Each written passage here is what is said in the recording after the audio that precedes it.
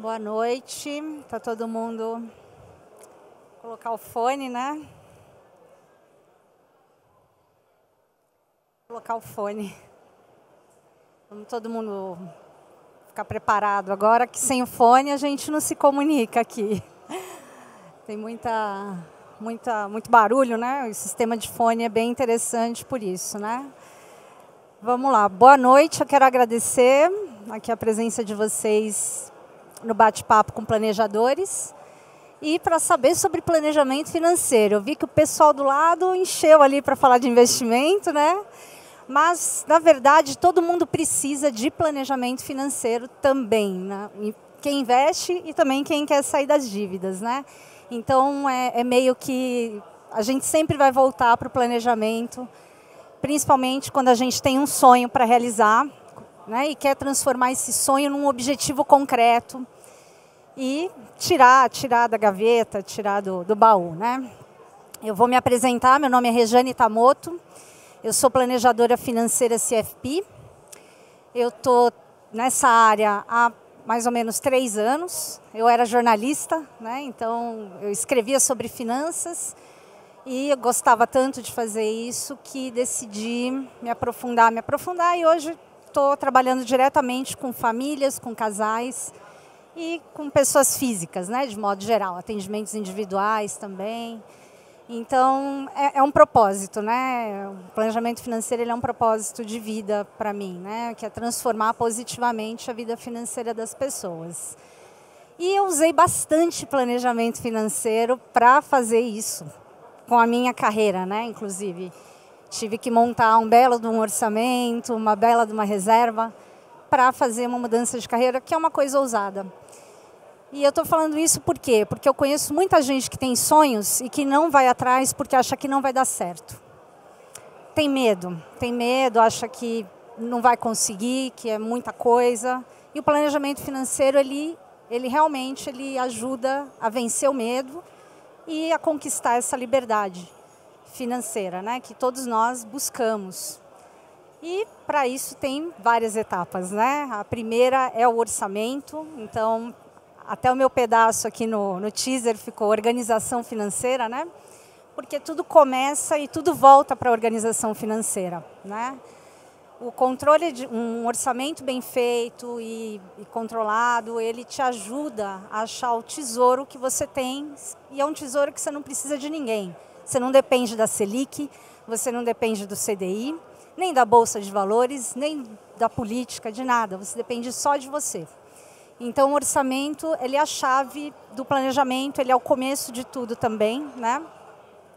E envolve aí um trabalho, né, que eu brinco, né? Quem não fez nenhum controle financeiro na vida é que nem aquela pessoa que encheu um armário de coisas e precisa arrumar. Ela abre todo dia e fala, tem que tirar tudo, não vai dar. Vai ser difícil. E realmente, o começo, ele é difícil. A boa notícia é que a gente tem aplicativo hoje que ajuda a gente. Se tivesse um aplicativo para armário, ia ser ótimo, né? Que separasse, essa roupa aqui ela não usa, isso aqui usa, isso usou há 1 ano, 6 meses. Ia ser ótimo para a gente eliminar da nossa vida o que a gente não precisa, né? Com os gastos é a mesma coisa. A gente precisa organizar esses gastos e tomar decisões, fazer escolhas. E aí entra um trabalho forte do planejador financeiro, ele é o diferencial, porque ele ajuda a fazer essa reflexão, que você pode fazer sozinho também, né? Mas exige um contato intenso mesmo com o gasto.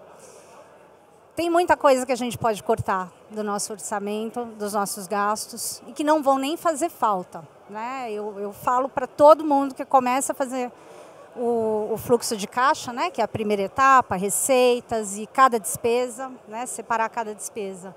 O que você usa? O que te faz feliz? O que você assinou e não usa mais? O que você fez uma vez e não olhou para a concorrência? Porque hoje, provavelmente, tem alguma coisa mais em conta, algum serviço mais em conta pelo mesmo valor, né? A gente tem concorrência aí que vai surgindo em várias áreas e serviços, né? Então, envolve mesmo um trabalho minucioso, o comecinho, né?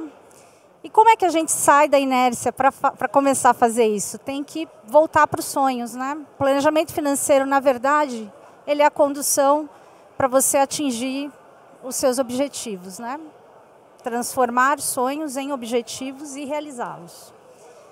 E os sonhos muitas vezes ficam esquecidos.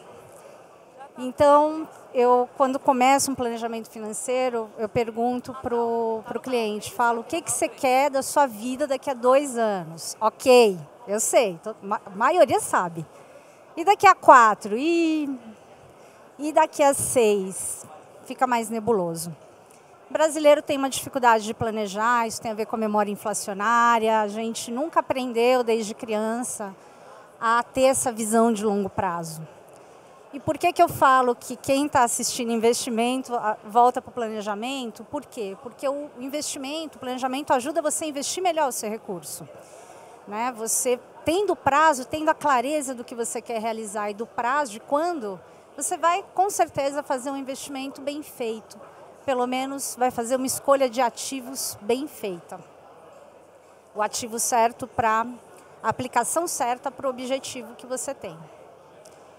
Quem aqui já parou para pensar em objetivo? Levanta a mão. E objetivos de longo prazo? Ó, tá metade aqui da plateia, mas é assim mesmo, né? Eu acho que é um trabalho também, é um diferencial quando a gente inicia um planejamento financeiro, instigar o público em relação a isso, instigar a pessoa a resgatar esses objetivos que ficaram guardados. E é também o motor que faz você cuidar melhor do seu orçamento e dedicar um tempo para isso, porque vai ser preciso dedicar um tempo para fazer isso. Mesmo que você tenha um planejador financeiro, ou se você for fazer sozinho, você vai precisar sentar e encarar, né, tudo que está acontecendo com a sua vida. Bom, aqui é um bate-papo, né? Então, a qualquer momento, vocês fiquem à vontade para levantar a mão e puxar um assunto. Planejamento é um assunto extenso, né? Eu estava falando um pouquinho aqui sobre orçamento, sobre o uso de aplicativos, enfim, que podem facilitar essa organização financeira. E o orçamento, ele é o começo de tudo, só que ele anda junto com os seus objetivos. É preciso resgatar objetivos para entrar com firmeza mesmo no planejamento e seguir, né? Tem toda a parte emocional também, né? A gente tem o comportamental, é um grande desafio também a gente se disciplinar a fazer, controlar o orçamento. Eu estava até brincando aqui, vocês chegaram depois, eu falei, é mais ou menos como abrir um armário cheio, né?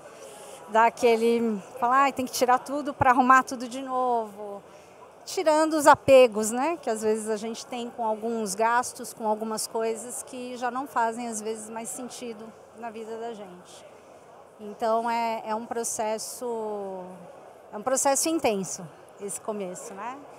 O planejador financeiro, ele é como um médico das finanças, tá? E ele é aquele médico clínico mesmo, né? Então, você vai no clínico, ele vai fazer uma análise quantitativa, numérica, pega lá glicemia, colesterol, triglicérides. O planejador pega os extratos, as faturas de cartões e faz aquela análise, né? Para ver a parte numérica, né? Quantitativa. E o planejador, assim como o médico, também quer saber como é que você está se sentindo, afinal. Isso é o mais importante. Né? O que você sente, onde que dói. Né? Para a gente começar a mexer e conduzir aí uma transformação mesmo de hábitos. O orçamento, fazer um controle orçamentário é importante para a gente determinar uma capacidade de poupança mensal. Né? Isso, quando a gente investe também, é muito importante. Você achar dentro do seu orçamento o valor que você vai poupar e investir todo mês. É esse valor que vai te levar para o sabático, para a viagem internacional, para a compra de um imóvel mais para frente, para os objetivos que realmente valem a pena. Então, a gente sempre precisa lembrar mesmo do que a gente quer para poder cortar o gasto. Não adianta cortar o gasto sem né? Não, assim, na vida real e prática, a gente nunca corta gasto só por cortar e nem para ter 1 milhão e fazer o quê com esse 1 milhão, né? Todo objetivo financeiro ele tem que ter um porquê, um motivo maior por trás dele. É isso que fortalece, que dá sustentabilidade para que o seu plano avance e continue firme ao longo do tempo. Ter um orçamento e ter um valor para poupar todo mês é o grande passo que a gente elenca, né, do começo de um bom planejamento, e investir bem esse recurso, obviamente, com os prazos adequados ao objetivo que você tem. O planejador também, ele olha todo o patrimônio, né? Então ele faz também esse check-up, as dívidas, o patrimônio, se está positivo, se está bom, se precisa crescer, como que a gente vai fazer esse patrimônio avançar da maneira que ele precisa para você chegar aonde? No seu objetivo. Então, é o grande motor, né? Pensar, trabalhar bem essa questão do objetivo. Planejamento financeiro também envolve uma análise dos riscos, tá? Os riscos são importantíssimos. Riscos que podem afetar o seu patrimônio. Risco de uma doença, de uma invalidez. Eu tive um caso pessoal na minha família. Meu pai teve um AVC quando eu tinha 12 anos e todos os planos de intercâmbio na adolescência foram por água abaixo. Porque ele não fez um seguro de vida que cobrisse invalidez. E ele era um diretor de banco, ele não tinha um planejador financeiro. O problema dele não era dinheiro. Por isso que a minha terapeuta brinca, fala, Rejane, você foi mexer com isso por algum motivo. Né? Tem alguma relação aí com a vida da gente também, né? Então, a área de riscos ela é importante também. Muito cliente me fala, Rejane, que bobagem seguro. Para que eu vou fazer seguro? E se eu não morrer? E se o carro não bater? E se nada acontecer? Eu falei, bom, se acontecer, vamos fazer a conta do se acontecer? Quanto que vai sair das suas aplicações? Você vai precisar vender algum imóvel, né? Se for um imprevisto, um risco muito grande, né, no caso. Então, essa área de riscos também é importante a gente avaliar no planejamento. A parte de impostos também, o planejador olha também todos os impostos, como que está a situação fiscal, se dá para melhorar ou não. A parte sucessória e a previdência. A previdência, então, nem se fala, né? Esse ano é só o que se fala, né? Só sobre isso que a gente está falando, porque cada vez mais ela vai ser uma responsabilidade nossa, certo? Previdência não dá mais para a gente ficar contando com o governo, já não dava, né? E agora, com a reforma aqui, né? Na linha já quase lá, tramitando, a gente tem cada vez mais certeza que é preciso preparar-se para o futuro, manter o seu padrão de vida no futuro e mudar um pouco esse ciclo, né? Quando a gente fala de planejamento financeiro, a gente também fala de quebrar muitos ciclos repetitivos que a gente vê na nossa vida, na nossa família, às vezes. Muitos idosos hoje dependem dos filhos, né? Então, quebrar um pouco esse pensamento que a gente traz aí culturalmente, né? Então, qual é o valor ideal para poupar para atingir o que você deseja no futuro? A gente faz esse cálculo. Depende de quanto você quer ter de renda, quando você vai parar de trabalhar, porque, né, também isso é importante. Tem cliente que chega para mim e fala, Rejane, com 50 acabou. Trabalho 14 horas, com 50 anos eu não quero mais nem ver ninguém, né? Falei, ok, então olha, vai ser agressivo. Vamos ter que, né, investir bem, poupar bastante, aí, 40% do salário. Aí cada um tem o seu cálculo pessoal. Você quer perguntar? Quero planejamento. Espera aí, precisa de um microfone aqui. Ela tá assim. Lê, pede para ela trazer o microfone, senão não escuto a moça ali.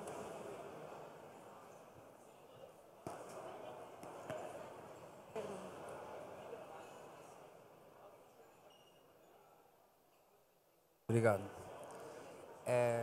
Você falou sobre os riscos de que alguma coisa dê errado e tal. Como que a gente organiza os riscos de alguma coisa que dê certo? Tipo, quanto que eu coloco num risco positivo? Tipo, investir em alguma coisa mais arriscada que pode dar certo? Ou como que isso fica dentro do planejamento, sabe? Essa questão do risco que pode vir a dar certo, assim, o risco do ganho. Sim, sim. Eu estava falando da gestão de risco do ponto de vista patrimonial. Não é do ponto de vista do investimento em si. Que aí do investimento você vai ter investimentos, ações que têm um risco maior, volatilidade maior, né? Que é a oscilação. Eu estava falando do risco patrimonial mesmo, que é o risco de morte. O único provedor de uma família morre, e aí o que acontece com essa família? Todo mundo depende dessa pessoa. Um seguro, a gente sempre estuda um seguro e calcula também quanto que precisa. É para bancar a educação dos filhos ou é só para sustentá-los até uma certa idade? Né? Em seguros também a gente calcula o inventário. Famílias que têm imóveis, só tem imóveis, eu conheço várias. Quando morre o dono principal, tem que vender um imóvel, pelo menos, para pagar o inventário. Ninguém quer pagar. É muito chato pagar inventário, ninguém quer. A gente coloca isso no seguro de vida. O seguro de vida é resgata no dia seguinte facilmente, não tem burocracia. É esse tipo de risco. E para invalidez também, que é o que eu falo do meu caso, é morte ou invalidez. Se meu pai tivesse tido um de invalidez, dava mais conforto, fôlego, até ele voltar a andar, porque ele teve uma lesão total, né? Metade do corpo e tal, que é o exemplo que eu estava dando. Não sei se você pegou ele inteiro. Pegou, né? Agora, você diz que risco que eu não deveria cobrir? Depende muito do estilo de vida. Eu te dei um exemplo de um provedor de família e todo mundo depende dele. Isso é um risco importante. Se não tem essa dependência, tem aplicação, é outro caso. Cada caso de seguro é um caso, entendeu? Obrigado, muito obrigado. De nada. Alguém mais tem?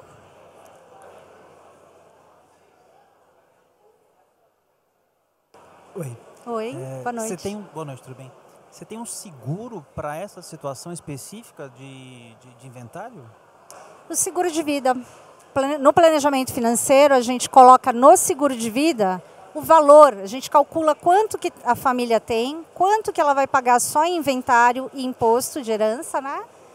E deixa já, fala, olha, você precisa ter pelo menos 50 mil, 100 mil em seguro de vida para pagar advogado e cartório.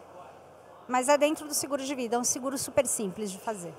Não tem segredo. É que no planejamento a gente calcula o valor certinho, entendeu? É diferente de quando você vai lá na corretora e fala, eu quero um seguro. Aí ela vai falar, o de 100 mil custa 50. Aí você vai escolher meio que pelo valor. Um de 200 mil, que pague 200 mil se você morrer, vai custar tanto. E aí a gente acaba, as pessoas, de forma geral, acabam escolhendo pelo valor, mas não sabem se é o valor necessário para cobrir inventário, por exemplo. Obrigado. Nada.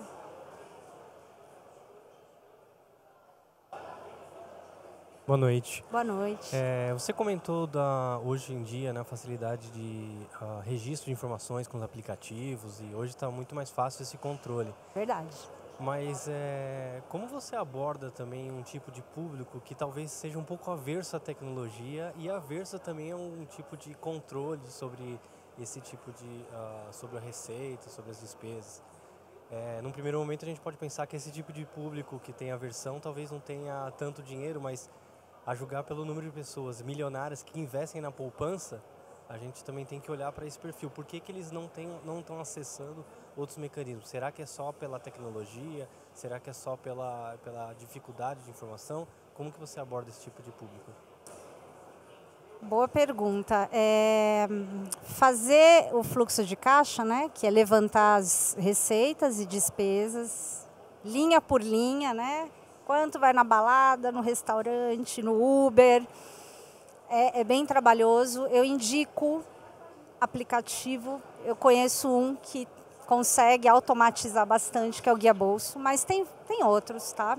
Não acho que é uma regra, falar, todo mundo tem que usar Guia Bolso. Aliás, nesse caso nem tem regra, tá? Eu percebi o quê? Que o cliente, cada cliente tem ele se sente confortável com um modelo. Tá? É como se ele se sentisse confortável com uma arquitetura. Então, eu tenho um cliente que só gosta do Excel, que fala para mim, não, eu prefiro eu mesmo somar aqui e colocar no Excel. Se sente mais confortável no controle e vai moldando as coisas e fazendo no ritmo dele. Tem gente que não, que é a pessoa que abre o armário. Né? Ai, não, vai ter que tirar tudo, eu não vou fazer isso. Passa tudo no débito, pega aquele extrato de 5 páginas do banco no mês e tem que separar o que é restaurante. E aqui tem aqueles nomes dos cartões que ninguém sabe mais nada, o que é. Nome de estabelecimento que não dá para identificar, né? E fica lá, nossa, o que é isso, o que é isso, se matando para descobrir.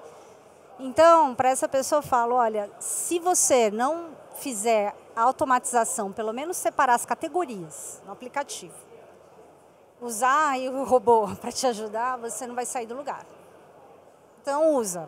Né? Vamos começar assim, porque o importante é começar. Né? Importante também, o meu papel é dar empurrõezinhos. Eu vejo se tem ali um entreveiro, é muita coisa, vamos usar o aplicativo para ajudar. Tem uma questão emocional muito forte, tá? Muito arrependimento, muita culpa quando a gente vai mexer com isso. Percebo, tem cliente que só faz comigo junto. Fala, Regiane, eu comecei a fazer em casa, mas eu fiquei com dor de estômago.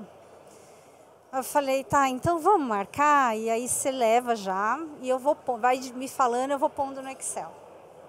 E aí eu levo um chocolate, água, né?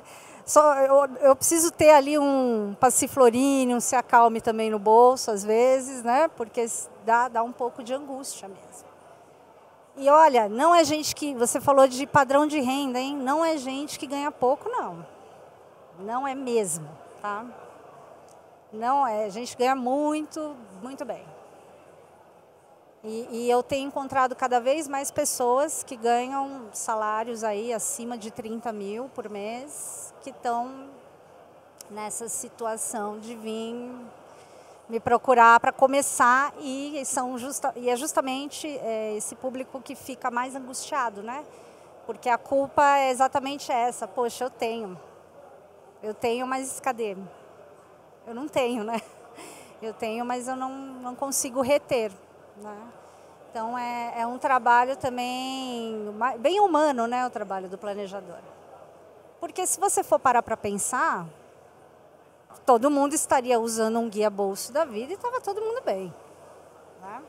Se só isso bastasse, estava todo mundo com orçamento, todo mês aplicando, a taxa de poupança do país ia estar lá nas alturas, né? Mas é um pouco mais profundo mesmo esse trabalho. De começar, né? Do comecinho. Mas depois que vira um hábito, é mais tranquilo. Né? Eu acho que a planilha, algumas pessoas são muito apegadas com a planilha, outras facilmente usam o aplicativo. E também tem as pessoas que elas gostam de montar do jeito delas, a cara delas. Então é muito curioso isso, porque eu tenho 2 tipos de planilha. Eu falo, olha, eu tenho essa e essa, qual que você quer? Eu quero essa, que eu fiz. Falei, ok, vamos dar uma melhorada na sua, né? Dar uma detalhada e a gente trabalha em cima dela. O importante é fazer, o importante é dar o primeiro passo mesmo, quando começa a fazer isso. Alguém mais? Tem dúvidas? Microfone. Pode? Tinha mais uma pessoa depois. Tá. Vamos lá. Boa noite. Boa noite. Queria que você comentasse um pouquinho sobre investimento de longo prazo, no sentido daquela tal da liberdade financeira, da independência financeira. No seguinte sentido, qual que é o cálculo que eu poderia fazer? Quanto que eu tenho que tirar? O que eu coloco de inflação? Não, comentários breves, porque dentro das pesquisas que eu tenho, uns falam 4%, 5%, outros falam X vezes um número, valor do seu custo mensal, mas eu acredito que também não tem uma fórmula 100% precisa, correta, por conta de estimativa. Mas queria saber muito mais da sua opinião, da sua experiência, de como se planejar para isso, né? Então, se a gente está pensando com o tema de previdência privada, de aposentadoria, de reforma, queria que você falasse um pouquinho sobre isso. Obrigado. Certo, exatamente. Tem alguns cálculos pré-fabricados para isso, realmente. Eu não gosto muito, eu gosto de fazer mesmo lá na calculadora. Porque a gente precisa saber exatamente isso. Quanto tempo tem para você se aposentar, quanto você quer. São 2 fatores importantíssimos. Então, e o que acontece? Quando eu faço essa conta, a pessoa vai mudando de ideia. Vai falando, Rejane, preciso acumular tudo isso, guardar tudo isso? Mais que 10, 20% do meu salário? Então acho que eu vou trabalhar até os 65, 70. Vamos dar uma ajustada. E assim, tem imóveis. Ao longo da vida, o planejamento previdenciário ele é feito com atualizações ao longo da vida, tá? Então, você tem muitos imóveis, sua família, você vai ter herança de imóveis, isso também vai entrar na sua aposentadoria. Então, isso também é importante. Quanto que vai ser investido ao longo da sua vida, tá? Isso faz bastante diferença também para essa continha. Tinha mais uma pergunta sua, né? Microfone? Olá. Você tinha comentado sobre... Ai. Pegou ali. Alguém pegou o microfone. Terminou? Uma pergunta. Uma pergunta, Isso. mas tem uma aqui também. Depois? Pode falar. Você comentou sobre a questão do Excel, organização. Eu sou muito organizado quanto a isso e prefiro o Excel. Na questão de receitas extraordinárias, férias, 13º, eu me programo para usar isso com qualquer outra coisa. Só que no meu orçamento do dia a dia, ele parece sempre estar muito apertado. Procuro olhar para ele para pensar, eu preciso poupar alguma coisa de forma mensal e rotineira. Mas quando eu olho isso, parece que tudo é importante, eu não consigo encaixar ali alguma poupança. O que você sugere de dica para que eu consiga adquirir esse hábito? Você pode, rapidamente, porque já acabou o tempo, né? Eu acho que você pode fazer uma boa pesquisa do que você tem de despesa com serviços fixos, tá? Internet, telefone, e tentar achar substituições, tá? Você pode conseguir algumas economias em combos, enfim. Tarifas bancárias, tá? É outra coisa que a gente entra e fica e não sabe por quê, e não, às vezes não usa tudo. Não usa todas as TEDs, todos os DOCs, todos os serviços. É fazer revisões mesmo, linha a linha. É um trabalho, dá trabalho. Respondi? Bom, gente, acabou o painel. Olha, se você ficar aqui, a gente fala. Vai ter que trocar agora a turma para entrar outra. Eu quero agradecer a presença de vocês. Muito obrigada.